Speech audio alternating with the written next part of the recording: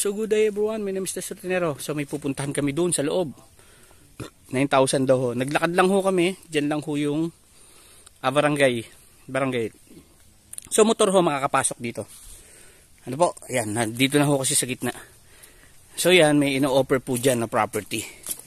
Ano po, ayan, doon. Lalakarin. Pero kung motor ho makakapasok po dito kasi ano naman yan, pathway naman po yan, simentado. Ano, dito po meron din ho tayong ino-offer dito na titulado. Ano po, dyan may 500, may 400. Ayan, dito po yan sa Nagcarlan, Laguna. Lalakad lang po. Ano po, yung dito po may 500 po dito eh. No, malapit lang po. So, medyo matagal-tagal pa ho ito kasi para ma-develop po. No, kung ito'y taniman lang ho, maganda naman. Yan ho, mayroon naman ho tayong mga pwedeng pagkatiwalaan dyan na mag-aasikaso ng property. Yan ho. Yan. Meron hong 500 dyan. 500 square meter mayroon po dyan. Per square meter po. Nasa, ano po yan dyan? Nasa 2,000 plus po. Ang sukat. Ayan. Na-vlog ko na rin po yan. Malapit lang naman ho. Kung lalakarin lang ho naman na papunta ho doon. So mga 3 minutes lang walk. Ayan. So pamahal na ho ng pamahal ang property rito. Kaya kung kayo ay gustong mag-invest, invest na po kayo. Ano?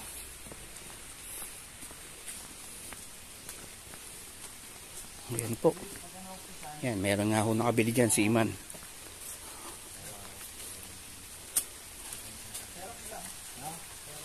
Ayan po. Pupuntahan ho namin to. Yung pinaka, yan ho, may pathway ho. Possible po yan. Tapos ang daming lansones. Ano po, ayun o, namumunga po ang mga lansones dito. Yan, check nyo po.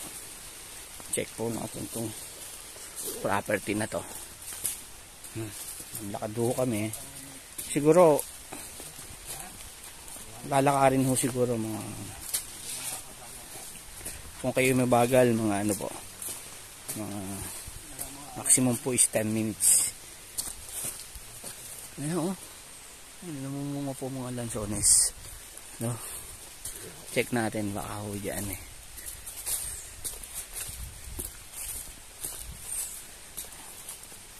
Ayan, malapit na ho. Madulo daw ho na itong pathway na to. Ayan.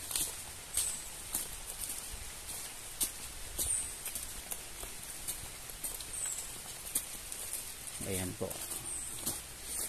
So yan, alamin pa natin kung tax declaration, ang title nila,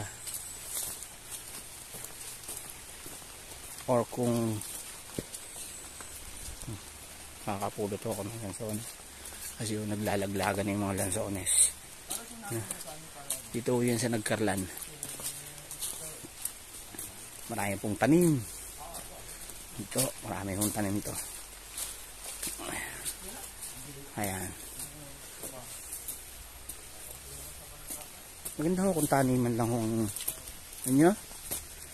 investment. Tapos kayo mag-campsite.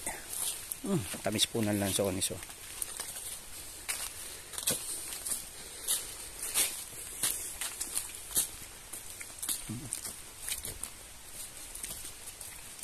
Napakatamis po.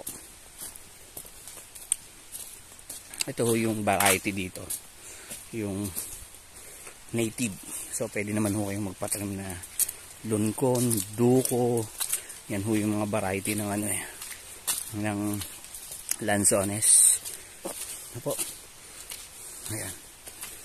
Kung pupunta ho kayo dito, kailangan ho lagi ho kayo nakabota. Kasi dito ho maputik. Yan. Kaya ho ako maano, dahil ano, may mga lansones ho na nalalaglag.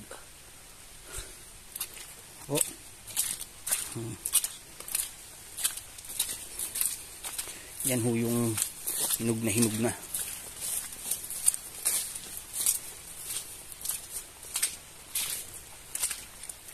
Yan.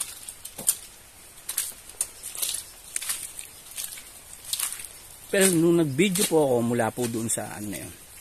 So naglalakad po kami dito mga almost 6 minutes papunta ho doon. Pero doon po sa pinag-videohan ko, malapit lang ho yun sa barangay. Mga 2 minutes. Ayan.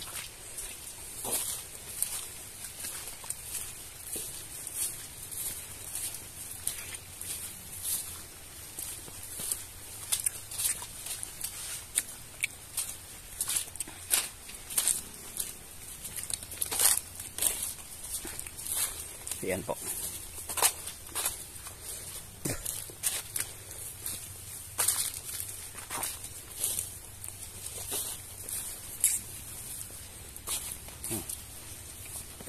Wala na si Cons. Cons, di ba yan na yun?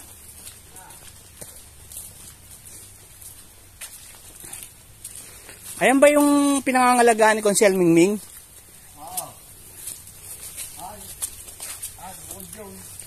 Bukod yun. So ito na po. So ito na, no? Ang tanim ho mga nyog. Ayan. Yun o.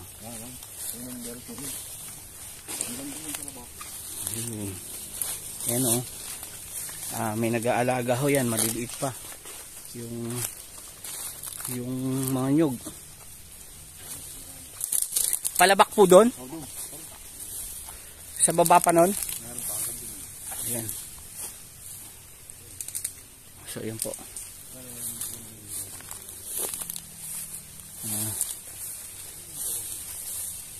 So ito. Yan po. Ayan. Dito po maraming cat moon. Alam niyo po itong cat moon? Ayan. Cat moon. Ayan. Nagkakalaglagan lang po yung mga cat moon dito. No? Ayan ho. Ayan ho. Check po natin to. Ayan ho. Dami yung bunga. Lansones. Pati yan mga cat moon. Ayun, ang daming bunga ng lansones. Ayun o. Ayan. Dito hanggang check natin ho yun, yung labak. Ito. Yan po. Ayan, hinog na ang lansones. Dahil bunga. Pwede na po ba na? Oo. Pwede na? Pipili ano? Dahil bunga. Nakantay ng mga nalaglagay ano? Kaya ka. Sabi ko baka mga dalawang adjust para maganda-ganda. Dapat badyoan parang mawala yung ano. Ito, ganito. Alam niyo ba ito? Ito yung maasim. No, kinakain po ito. Ayan, cat moon. Ayan, marami na naman puno ng lansones. Ayan o, overlooking po yun o. Yun o. Overlooking. Check natin. Ayan. Overlooking po yan, mga kabundukan.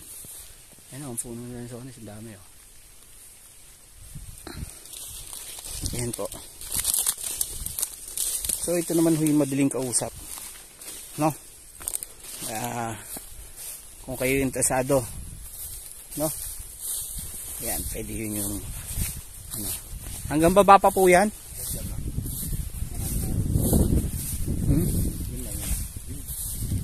Diyan lang ho. 4,000 nga daw ito. Ano ba talaga? 9,000? 4,000? 4,000. Ah, 4,000 lang ho pala. Ano? Tapos dito ho, hanggang dito lang tayo. Oo. Ah. So naglakad ho kami. Nasa 10 minutes. Ayan ho. Dito po tayo. Yun. Ayan. Ayan, kabundukan ho. Tapos ho, overlooking ho doon. Pag dito ho nakaside, ayan, kita ho yung Laguna de Bay. Ayan. So hanggang dito lang. Kasama pa ho ito. Yung baba na yan. Ng konti. O, ayan po. Yan, overlooking ho yan. So yun, sa lahat po ng interested dito sa property na to, no, call na ho kayo. I-check pa ho namin yung mismong sukat. Ayan o. So ang tanim ho, lanzones, nyog na medyo mga bata pa, namumunga na rin naman po yan o. Ayan. Lanzones po, iilang puno lang pero hitik naman ho ang bunga. Especially lahat ho, at meron hong catmoon. Ayan ho, sa naghahanap po ng catmoon dyan. Ayan, na puno, no? Ito ho yung pang paasim. Ayan, dito ho, maganda ho magtayo. Tapos ang lakas ho ng hangin. Ayun, lalakad lang ho, siguro mula doon sa barangay road. Iwan lang ho yung sasakyan doon.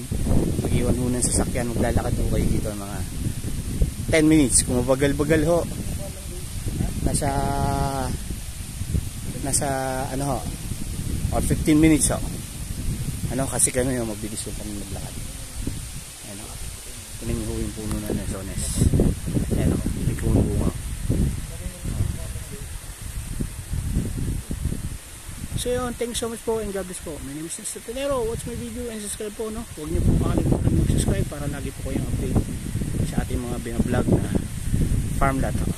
For sale po ito, no? Ayan ho, sa lahat po na naghahanap po ng tahimik na lugar. So yun, thank you so much. Thanks so much. Please subscribe po, no? And share po. Thank you so much po.